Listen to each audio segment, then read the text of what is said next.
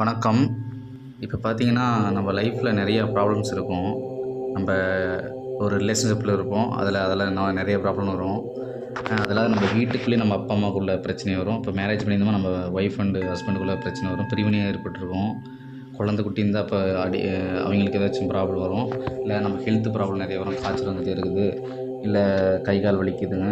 இல்லை இது மாதிரி நிறைய பிரச்சனை வருது. இல்லை நம்ம தப்பாக புரிஞ்சுக்கிறாங்க சில பேர். பெண்களால் எனக்கு வந்து நிறைய பிரச்சனை வருது. வீட்டிலேயே இருக்க முடியல, ரொம்ப கஷ்டமாக இருக்குது.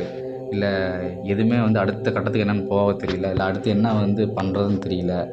என்ன பேச முடியல. அடுத்தது வந்து ஒருத்தர்கிட்ட போய் பேசினா கூட நம்மளை தப்பாக நினச்சிக்கிறாங்க. பேச கூட முடியல.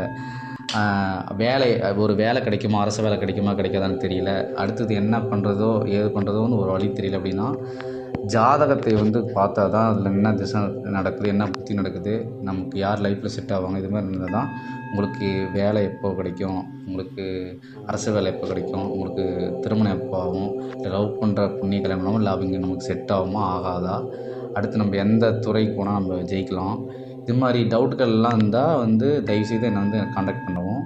கீழே வந்து உங்களுக்கு நம்பர் நான் கொடுத்துருக்கேன். அந்த நம்பரை வந்து எனக்கு காண்டாக்ட் பண்ணுங்கள். Okay, thank you.